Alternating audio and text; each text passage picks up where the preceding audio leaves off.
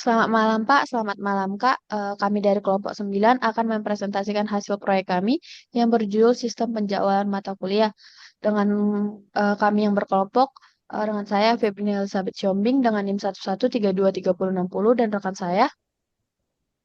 Saya Wika Romauli Siregar dengan NIM 11323015 dan rekan saya. Dan saya Indra Aziz Nugraha dengan NIM 113233030. Manajemen penjadwalan mata kuliah merupakan aspek penting dalam administrasi universitas, namun sering menghadapi tantangan seperti konflik jadwal, keterbatasan perangkat lunak, dan metode manual yang memakan waktu serta rentan kesalahan. Hal ini dapat mengganggu proses belajar, mengajar, dan menurunkan kualitas pendidikan. Untuk mengatasi masalah ini diperlukan aplikasi sistem penjadwalan mata kuliah yang dapat mengolah data mata kuliah, dosen, dan ruang kelas secara terintegrasi, serta menyediakan fitur otomatisasi untuk menjawab dan deteksi konflik. Dengan menggunakan konsep pemrograman berorientasi objek melalui kelas seperti course, schedule, dan lecture. Aplikasi ini diharapkan dapat meningkatkan efisiensi operasional universitas sekaligus memberikan pengalaman yang lebih baik lagi bagi dosen.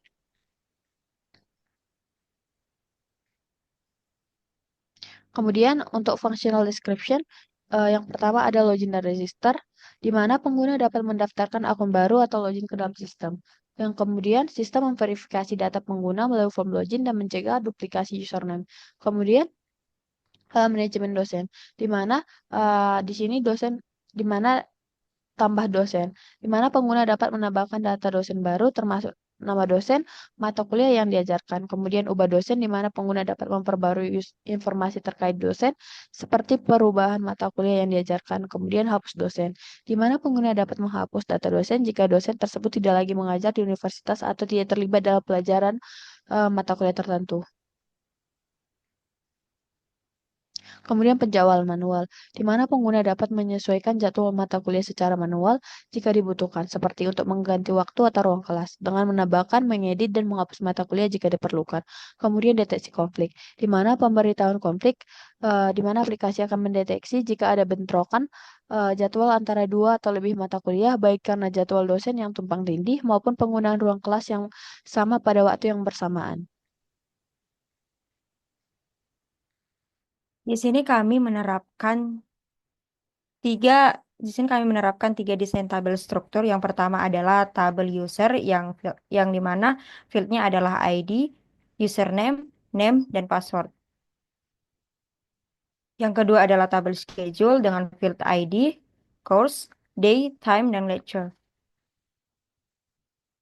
Yang selanjutnya adalah tabel lecture yang dimana fieldnya adalah ID, name, dan subject.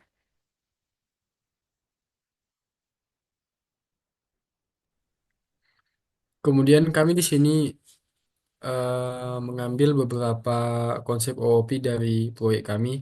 Pertama ada abstraction.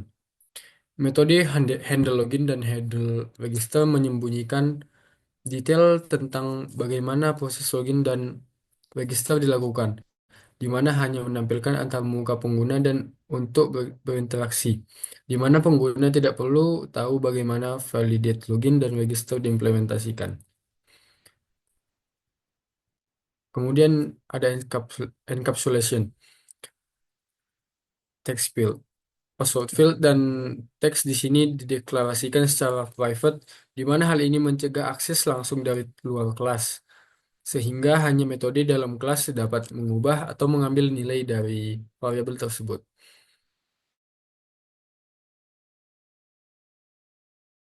Dapat diakses dari dalam kelas login controller. Kemudian ada polymorphism. Polymorphisme pada kode ini diterapkan melalui metode seperti navigate to login yang memungkinkan penggantian tampilan secara dinamis. Poly Hal ini memungkinkan metode yang sama menangani berbagai jenis tampilan, meningkatkan fleksibilitas dan efisiensi kode. Yang selanjutnya adalah exception handling. Next. Pengguna exception handling pada kode ini digunakan untuk menangani kesalahan yang mungkin terjadi selama proses validasi login dan pemuatan halaman baru. Di bagian awal terdapat pemeriksaan apakah username atau password kosong. Jika salah satu di antaranya kosong, aplikasi memberikan umpan balik kepada pengguna melalui error message set text dengan pesan username dan password harus diisi. Dan dan menghentikan eksekusi lebih lanjut dengan return. Selanjutnya, dalam block try, kode berusaha untuk memvalidasi login dengan memanggil metode validate login atau username password. Jika validasi berhasil, aplikasi mencoba membuat halaman baru menggunakan fxml loader. Jika pemuatan halaman berhasil, data username dikirim ke controller halaman baru melalui controller atau int data atau username. Halaman baru kemudian ditampilkan kepada pengguna. Namun jika terjadi kesalahan selama proses ini, kontrol akan berpindah ke blok cat.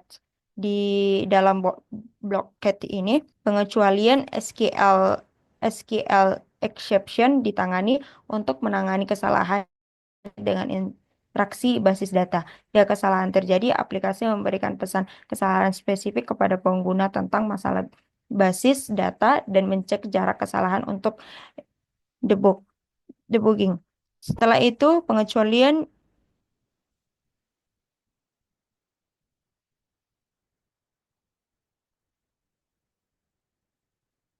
Ya, selain itu, pengecualian IOE exception IO exception juga ditangani untuk kesalahan saat membuka halaman. Pesan kesalahan yang sesuai ditampilkan kepada pengguna dan informasi rinci dicetak untuk membantu pengembang. Dengan cara ini, mekanisme exception handling memastikan aplikasi tetap stabil meskipun terjadi kesalahan, sekaligus memberikan pengalaman pengguna yang baik. Selanjutnya, teman saya Indra Aziz Nugraha akan melanjutkan demo daripada proyek kami. Berikut adalah demo dari proyek kami.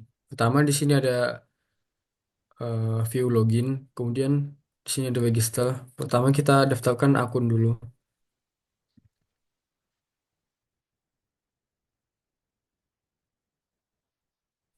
Di sini ada field full name, kemudian di sini ada untuk username, di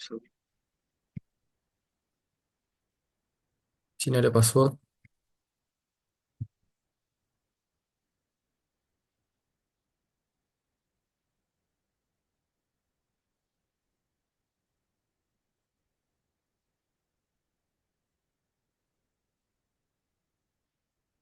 kemudian di sini kita masuk.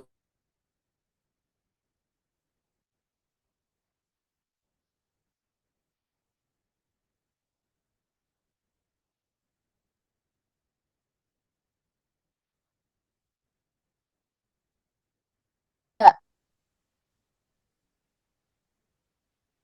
Oke, di sini kemudian kita lakukan login. Kita masukkan akun yang sudah kita daftarkan tadi. Apabila password salah, akan ditampilkan seperti ini. Kemudian di sini ada tampilan pada halaman utama.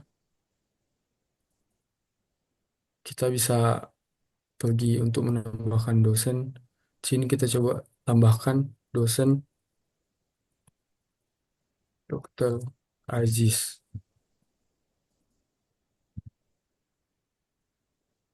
Kemudian di sini mata kuliah yang diampu yaitu SBD.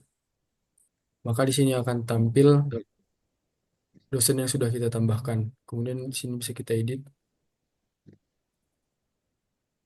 Aziz N. Kemudian di sini bisa kita hapus.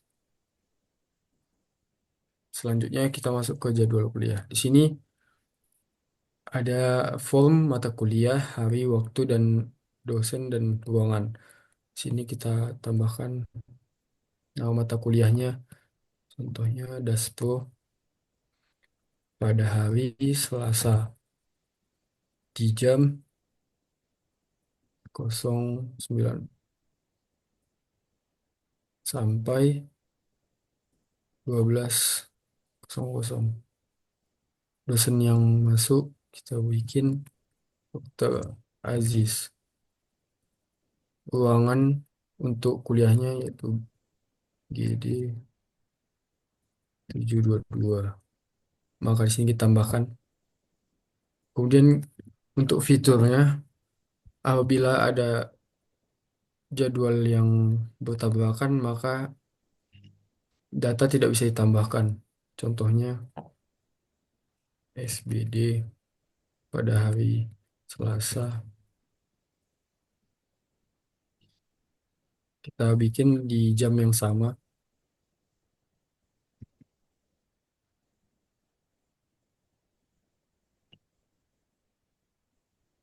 untuk dosen yang sama.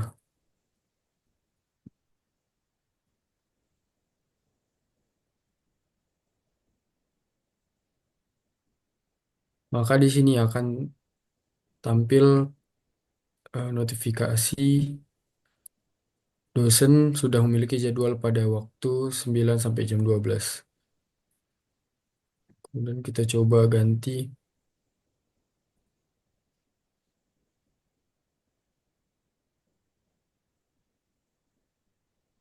13.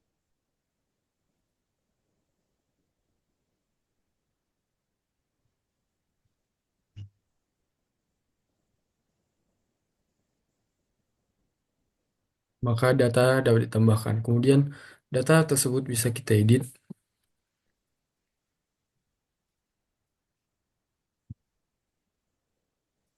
seperti ini. Ini kita tambah.